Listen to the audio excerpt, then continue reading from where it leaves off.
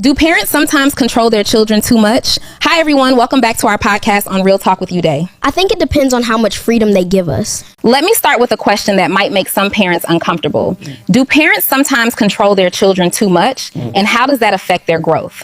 Honestly, Mom, I think they do. Yeah. But I also think most parents don't realize they're controlling their children. Yeah. Sometimes they genuinely believe they're protecting them. Yeah. That's an interesting distinction. So where exactly does protection end and control begin? It is a hard question, but I think the difference is whether someone feels safe or trapped. I think protection says, I'm worried about you, so let me guide you. Control says, you must do what I want because I said so.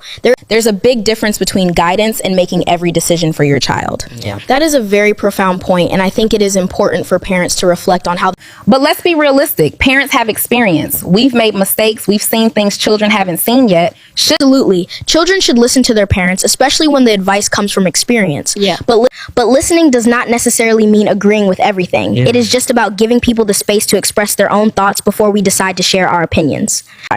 So you're saying a child can respect a parent and still disagree with them? Yes, because respect is about how you treat someone, but having a different opinion is just definitely. Respect should not mean losing your ability to think for yourself. Sometimes a parent can be completely sincere and still be wrong about what is best for their child. Yeah.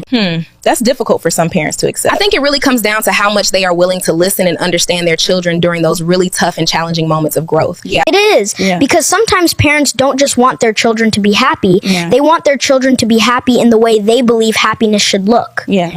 Give me an example. Career choices, friendships, relationships, the way we dress, where we live, even who we marry. A parent might say, I am only trying to help you, but if the child has no freedom to make their own decisions, eventually that help can become.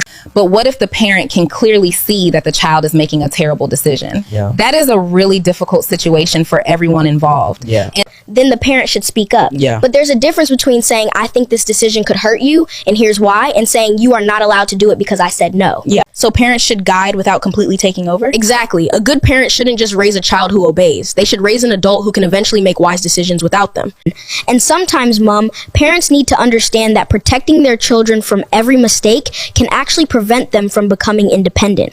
you know what? That is a powerful point. Yeah. Because sometimes we want to save our children from the pain we experience. It is truly a heavy burden to carry for them. Yeah. And that's understandable. But our children are not supposed to live our lives for us. They have their own journey, their own paths to discover, and we need to respect that.